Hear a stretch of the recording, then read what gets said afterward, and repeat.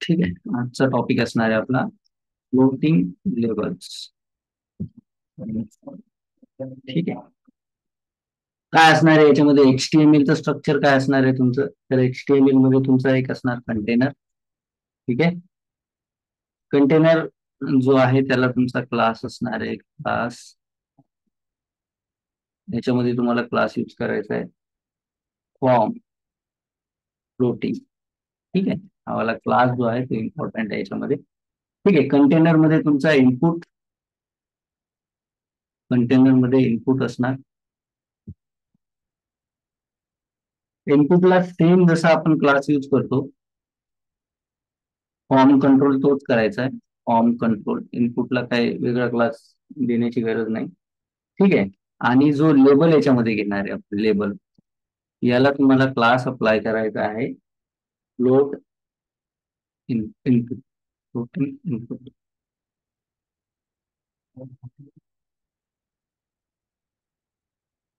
अशा पद्धतीने. तर हे दोन, याच्यामध्ये दोन क्लास महत्वाचे नवीन जे तुम्ही पाहणार आहे ते आहे तुमचा कंटेनरला फ्लोटिंग आणि तुमच्या लेबलला फ्लोटिंग इनपुट, हा वाला क्लास. ठीक आहे. तर याचं एक एक्झाम्पल बघूयात. याने काय होणार, थोडंसं अॅनिमेटली तुमचे जे इनपुट आहे ते फ्लोट होतील. ठीक आहे. या ठिकाणी घेऊयात आपण एक कंटेनर, ज्याला क्लास असणार आहे तुमचा फॉर्म फ्लोटिंग.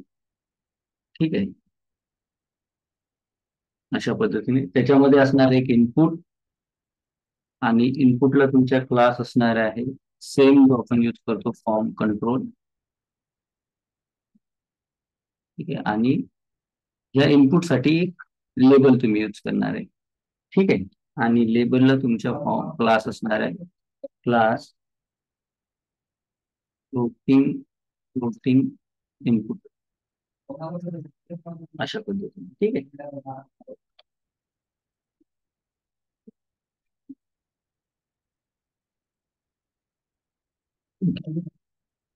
फ्लोटिंग इनपुटला इथे क्लास देण्याची गरज नाही, फॉर्म कंट्रोल आणि फक्त कंटेनरला तुम्ही क्लास दिला तरी होऊन जाणार. ठीक आहे. सेव्ह करूयात आणि आउटपुट चेक करूयात एक वेळा, पण विथ लाईव्ह सर्व्हर करून. लेबल मध्ये मी काहीतरी लिहितो, दॅट इज ईमेल ऍड्रेस, असं लिहितो. आणि बघा, हा ईमेल या ठिकाणी तुम्हाला मिळत आहे, जो की वरती अशा पद्धतीने फ्लोट होणार आहे. बट सुरुवातीला तो तसा फ्लोट नाही झाला पाहिजे. म्हणजे ऑलरेडी फ्लोट तुम्हाला जो मिळत आहे हा झालेला, हा ऑलरेडी फ्लोट आपल्याला पाहिजे नाही. ठीक आहे. तर याच्यासाठी काय करणार आपण, एक प्लेस होल्डर त्याच्यामध्ये घेऊयात. ठीक आहे. जसं की मी याच्यामध्ये घेतो एक प्लेस होल्डर इनपुट मध्ये. म्हणजे तो प्लेस होल्डर काय करणार, ती जागा, तेवढी जागा जी आहे तुमच्या टेक्स्ट ज्याच्यामध्ये तुम्ही लिहिताय याच्यामध्ये, त्याची जागा तो कव्हर अप करणार आणि मग तो फ्लोट होणार त्या पद्धतीने. ठीक आहे. बघूया. नेम @gmail.com सेव्ह करूया. बघा, हा ईमेल ऍड्रेस अशा पद्धतीने दिसेल, आणि जेव्हा तुम्ही याच्यावरती क्लिक करत आहे तर तो अशा पद्धतीने अॅनिमेटली तुमचा जो इनपुटला दिलेला तुम्ही प्लेस होल्डर आहे किंवा जो लेबल यूज केलेला आहे. ठीक आहे. प्लेस होल्डरचं काम आहे की ही जी जागा तुम्हाला इथे लागत आहे, ही जागा पहिलं स्वतः कंटेन करणं. ठीक आहे. जर हे नाही केलं तर तुमचा जो लेबल आहे तो ऑलरेडी वरती फ्लोट झालेला तुम्हाला ऑलरेडी मिळेल. ठीक आहे. तर इथे काय गोष्टी महत्वाच्या पडतात की इनपुट मध्ये तुम्ही लेबल सुद्धा यूज करायला पाहिजे, ती जागा कॅप्चर करण्यासाठी. ठीक आहे. तर इथे मी लिहितो यूज प्लेस होल्डर. ठीक आहे. अशा पद्धतीने काहीतरी प्लेस होल्डर त्याच्यामध्ये तुम्ही द्या, म्हणजे तो जागा जी आहे ती कव्हर अप करून ठेवेल. स्पेस दिला तरी अशा पद्धतीने कव्हर अप. आपलं एम होतं की आपला जो लेवल आहे तो फ्लोट झाला पाहिजे, अॅनिमेटली वर गेला पाहिजे. कोणता क्लास याच्यामध्ये महत्वाचा आहे, फक्त एक जो तुम्ही तुमच्या कंटेनरला देणार आहे, दॅट इज फॉर्म फ्लोटिंग. हे एक महत्वाचं आहे. आणि दुसरं म्हणजे तुमच्या इनपुटला तुम्ही लेबल घेणं महत्वाचं आहे, म्हणजे तो तशा पद्धतीने फ्लोट करेल. क्लिअर आहे? कुणाला काय डाऊट याच्यामध्ये?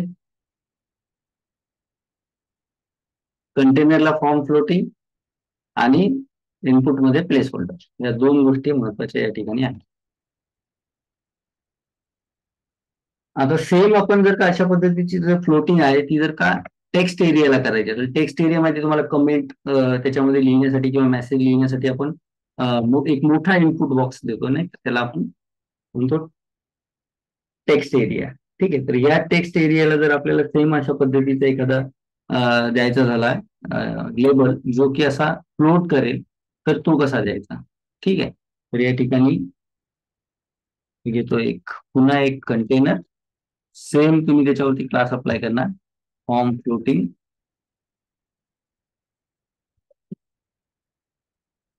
त्याच्यामध्ये इनपुटच्या ऐवजी तुमचा असणार टेक्स्ट एरिया. ठीक आहे, टेक्स्ट एरियामध्ये तुम्हाला माहिती आहे हाईट आणि विड्थ आपण याच्या ठिकाणी देऊ शकतो ऑलरेडी. आणि याला हे पण एक इनपुट असल्यामुळे लाईक मी इथे लिहितो कमेंट और मेसेज.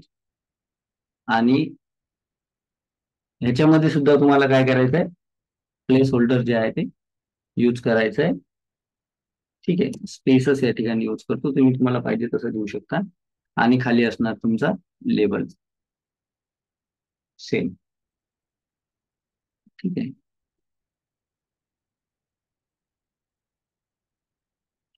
याच्यामध्ये न देता मला हे लेबल मध्ये द्यायचं. ठीक आहे, हा तर बॉक्स असणार तुमचा एक ब्लँक टेक्स्ट एरिया. ठीक आहे, आणि हे तुमचं कमेंट त्याच्यामध्ये असणार, याला सेम क्लास यूज करणार आहे आपण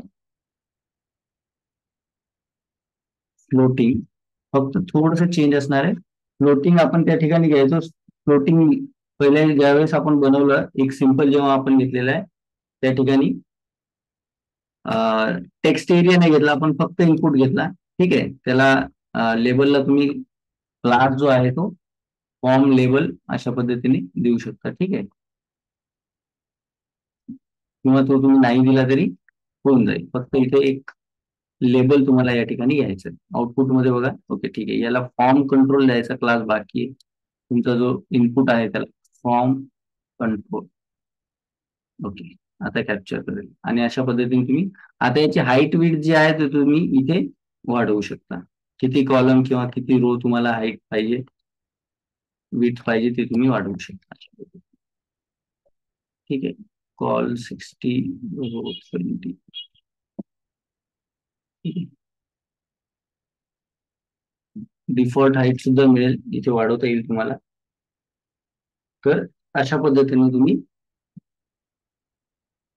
साईज जी आहे तुमच्या याची चेंज करू शकता आणि टेक्स्ट एरियासाठी एक लेबल अॅनिमेट घेऊ शकता.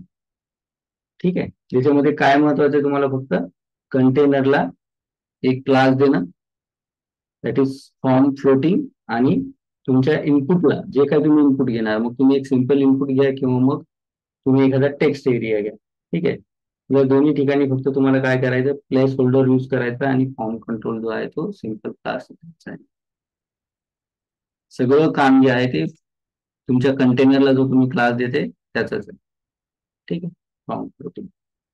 तर हा एकच क्लास तुम्ही लक्षात ठेवला तरी चालेल. याला जर तुम्हाला हाईट विड्थ जशी जर का याच्यामध्ये इनबिल्ड दिलेल्या ऍट्रिब्यूट होत नसेल, तर तुम्ही height width style attribute use करून करू शकता. ठीक आहे, तर तुम्ही स्टाईल हाईट आणि विड्थ सेट करू शकता. स्टाईल हाईट, लाईक मी याला हाईट देतो एक 200 पिक्सल. ठीक आहे, सेव्ह करूया. तर बघा आता ही 200 पिक्सलची हाईट जी आहे याला मिळून जाणार, किंवा इथे आपण चेंज करून बघूया 100 पिक्सल, तर 100 पिक्सलची हाईट इथे मिळून जाणार. ठीक आहे, क्लिअर आहे? याच्यामध्ये कोणाला काय डाऊट आहे, काय विचारायचं आहे? ओके, आता हे झालं तुमचं फ्लोटिंग लेबल फॉर्म मध्ये कसे घ्यायचे. आता तुमचा फॉर्मचा महत्वाचा पार्ट येतो, तो आहे तुमचा फॉर्म ग्रीड समजून घेण्याचा. ठीक आहे, आतापर्यंत तुम्ही पाहिलं की फॉर्म मध्ये आपण काय काय घेऊ शकतो. ठीक आहे, आता तुम्हाला शिकायचं की फॉर्मचं लेआउट आपण कसं बनवू शकतो. ठीक आहे, की जसं तुमच्याकडे जर का फॉर्म घ्यायचा असेल, तुम्ही जर डिसाईड केले की मला 10 कॉलम मध्ये फॉर्म घ्यायचा, हा तुमचा कंटेनर 10 कॉलमचा असेल, याच्यामध्ये माझा फॉर्म कसा असला पाहिजे, तर जसं की पहिला माझा हा इनपुट, नंतर याच्या बाजूला एक अजून इनपुट, आणि याच्या बाजूला अजून एक छोटा इनपुट, असे 3 इनपुट तुम्हाला याच्यात एकाच रो. ठीक आहे. किंवा तुम्हाला सगळ्याच्या सगळा फॉर्म, रेडिओ बटनही जे असतील ते तुमचं हेडिंग आणि रेडिओ बटन एका खाली एक, जे की आता एका रो मध्ये तुम्हाला मिळतात, असं पाहिजे असेल. म्हणजे फॉर्म कशा पद्धतीने आपण लेआउट करू शकतो, कशा पद्धतीने सेट करू शकतो, ते या ठिकाणी आपल्याला आता बघायचंय. कसं करणार आहे, तर सेम काम तुमचं, जसं तुम्ही कॉलम आणि रो नुसार तुमचा स्ट्रक्चर जे आहे, तुमचं लेआउट जे आहे ते बनवता बुटस्ट्रॅप मध्ये, सेम फॉर्म मध्ये पण तुम्ही त्या पद्धतीचं लेआउट बनवू शकता. म्हणजे त्याच्यामध्ये तुम्हाला काय यूज करायचं आहे, तुमचे रो आणि कॉलम. ठीक आहे. याच्यामध्ये सुद्धा तुम्ही क्लास जे आहे ते रो आणि क्लास कॉलम अशा पद्धतीने तुमचे जे काय कंटेनर असतील ते घेऊन तुम्ही फॉर्म बनवू शकता. आता हेच एक्झाम्पल आपण बघूयात, की जर मला एका लाईन मध्ये असे 3 इनपुट पाहिजे असतील तर ते कसे करणार. जनरली काय होतं, जेव्हा तुम्ही फॉर्म कंट्रोल हा क्लास अप्लाय करता, तर तुमचा जो कंटेनर आहे, हा इनपुट जो तुम्ही एक देणार, तो पूर्णच्या पूर्ण अशी विड्थ एवढी घेऊन टाकणार आहे. ठीक आहे. जसं की मी तुम्हाला इथे एक एक्झाम्पल दाखवतो. जर मी एक सिंपल फॉर्म घेतला आणि या फॉर्म मध्ये एक इनपुट घेतो, लाईक इथे इनपुट घेऊयात आपण, आणि याला क्लास देणार मी. जर आता जर तुम्ही आउटपुट पाहिलं तर तुम्हाला इनपुटची जी डिफॉल्ट साईज आहे, ती तुम्हाला HTML कडून मिळतं, तीच मिळणार. याला जर तुम्ही क्लास यूज करता, form control, class form control, ठीक आहे, तर बघा आता पूर्ण विड्थ घेऊन राहिला. ठीक आहे. मी याच्यामध्ये एक प्लेस होल्डर देतो, म्हणजे तुम्हाला लक्षात येईल. Place holder first name. ठीक आहे. काय करायचं, फर्स्ट नेम पूर्णच्या पूर्ण विड्थ घेऊन राहिला. पण आता तुम्हाला असं पाहिजे की फर्स्ट नेम वाला इथे इनपुट, त्याच्या बाजूला तुम्ही बऱ्याच फॉर्म मध्ये पाहिला असेल, बाजूला मिडल नेम आणि शेवटी लास्ट नेम, असे 3 इनपुट जर का तुम्हाला एकाच रो मध्ये घ्यायचे असतील, तर मग तुम्ही कसं करणार. तर त्याच्यासाठी आपण कशा पद्धतीने सेटिंग करतो ते बघा. सेम आपण रो कॉलम करतो तशाच पद्धतीची सेटिंग असेल. जसं की मी एक रो घेणार. ठीक आहे. त्याच्यामध्ये माझा कॉलम असणार पहिल्या इनपुटसाठी. ठीक आहे. ज्याच्यामध्ये हे सेम इनपुट मी ठेवतो, फर्स्ट नेम आला. ठीक आहे. त्याच्यानंतर माझा असणार आहे दुसरा कॉलम, जे काही असेल मिडल नेम साठी, मी यालाच कॉपी करतो. आणि तिसरा कॉलम असणार आहे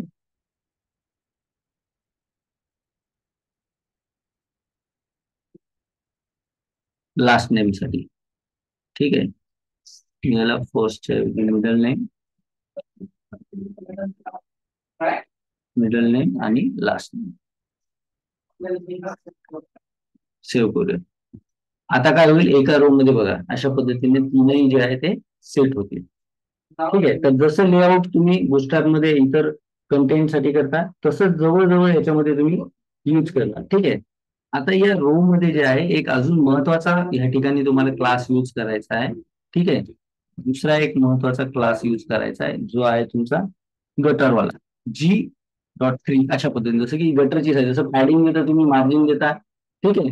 MX एक्स ऍक्सिस मध्ये, ठीक आहे, किंवा MY ऍक्सिस मध्ये, तसंच तुम्ही गटर सुद्धा यूज करणार. आता हे गटर काय आहे? ठीक आहे. गटरचं काम काय, आता जनरली तुम्ही जर मार्जिन किंवा पॅडिंग देता, जसं की एखादा तुम्ही इनपुट घेतला, त्याला जर मार्जिन पॅडिंग, जसं की माझा हा रो आहे. ठीक आहे. या रोला जर का मी मार्जिन किंवा पॅडिंग अप्लाय करतो, मी ते करतो MX5, म्हणजे काय होणार आहे नाही, की माझ्या या रोच्या लेफ्ट आणि राईट या दोन्ही बाजूला बघा, इथे पॅडिंग तुम्हाला दिसेल, तो मार्जिन तुम्हाला दिसेल बघा.